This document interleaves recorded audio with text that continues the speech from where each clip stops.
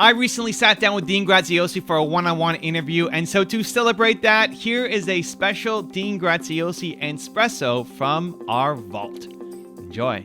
I wake up every morning. Espresso keep me going. I wake up every morning.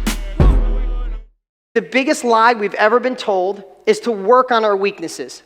Biggest BS in the world. The hell with your weaknesses. I was in special reading till 12th grade. I couldn't spell for shit.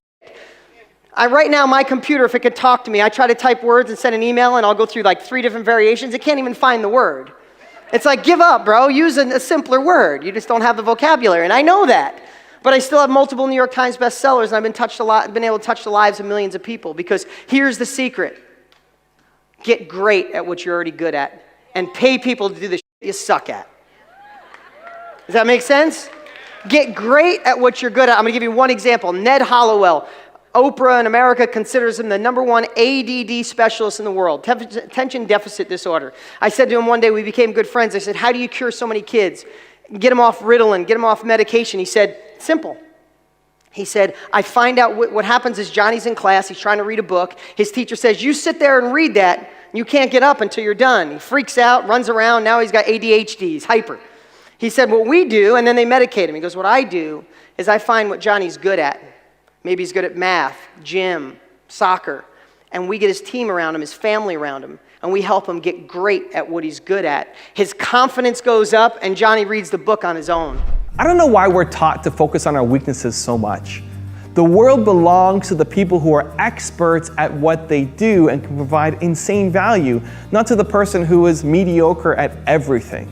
There's this great story about the bunny that forgot to hop, and I forget who initially told it, but there's this bunny who's going to school and he's learning to hop and he's learning to swim. He gets an A on his hopping, but he's failing in his swimming. And so his parents start freaking out and say, okay, we gotta take you to swim lessons. You gotta get better at swimming. You gotta practice. You gotta hustle harder. We're gonna take you to private lessons. We're gonna take you after school. You're gonna learn about how to swim.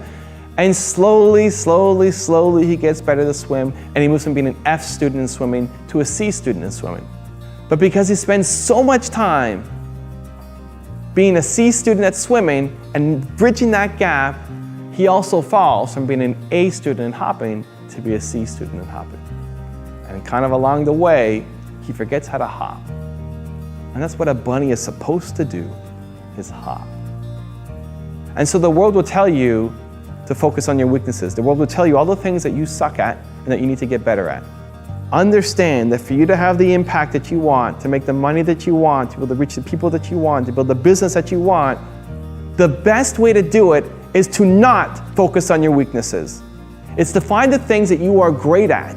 Find the thing that you can be one of the best in the world at. You may not have that talent yet, but you have the ability to be one of the greatest in the world at doing X. What is that thing? Focus as much time on that thing as possible, and then as you build and grow, surround yourself with the people who complement your weaknesses, because they love doing the things that you hate. That's how successful teams are built. That's how successful businesses are built. Stop focusing on your weaknesses. So the question today is, I'm curious, what was the biggest weakness that you gave up?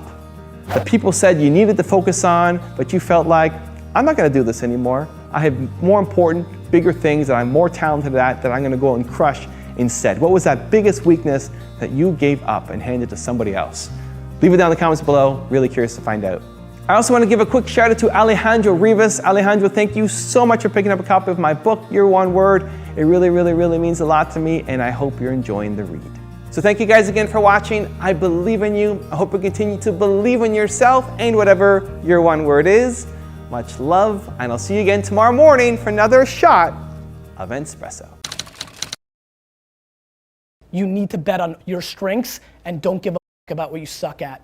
You're gonna, way too many people in this room are gonna spend the next 30, 40 years of their lives trying to check the boxes of the things that they're not as good at, and that you're gonna waste a fuckload of time and lose. I highly recommend auditing yourself, or if you have no fucking empathy or EQ or self-awareness, then find somebody in your family or friendship that does, and let them tell you who you are. And once you believe that, either for yourself or someone else told you, go directly all chips all into that, because that is the only possible way, in my opinion, watching from the outside, that is, let me rephrase, that is a very highly likely way of over-indexing, because the truth is, if you want to be an anomaly, you've got to act like one. You know, like, and so that's it. That's what I got. So thanks for having me.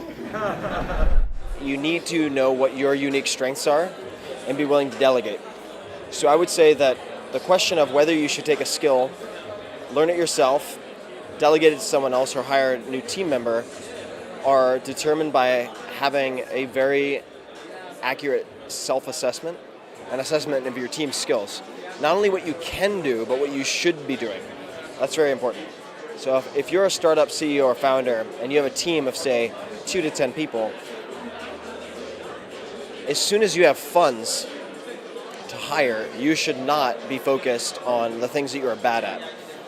Sounds very, very intuitive, but it's not, because you might have enough time to do those things, but the question is, do you have the attention to dedicate to those things so they're not an interruption? Especially if you're a venture-backed startup and you're competing against other companies that also have a lot of funding, the game and the race goes to the swift. So you have to have a lot of velocity. Knowing your strengths and weaknesses, and knowing what you enjoy doing. You know, if you look at it as a job, you've already lost. It's not going to be your passion, and you're going to count the hours. If you look at it as something you love to do, and then you know what your strengths are, then you can leverage those strengths in your business and in helping others. And once you recognize your weaknesses, then you can work with people that complement you. I mean, every one of my businesses, I've had a partner who's very anal. Martin Woodall, Todd Wagner, I mean, incredibly anal people, perfectionists, because I'm a slob. You know, I'm a big picture, think about what's around the corner, how's technology going to change things, how can I change, you know, this industry, and, you know, making sure that there's somebody there to dot the I's, cross the T's, and keep me in the baselines. And, you know, recognizing my weaknesses is just as important as recognizing my strengths and my core competencies, and you know, having a passion to do them. If you want to see the one-on-one I did recently with Dean, check out the video right there next to me. I think you'll love it. Continue to believe, and I'll see you there. The world needs it. Let's do it. If we don't shift our mindset, nothing changes. Let's break the internet again. You know, Let's do it again.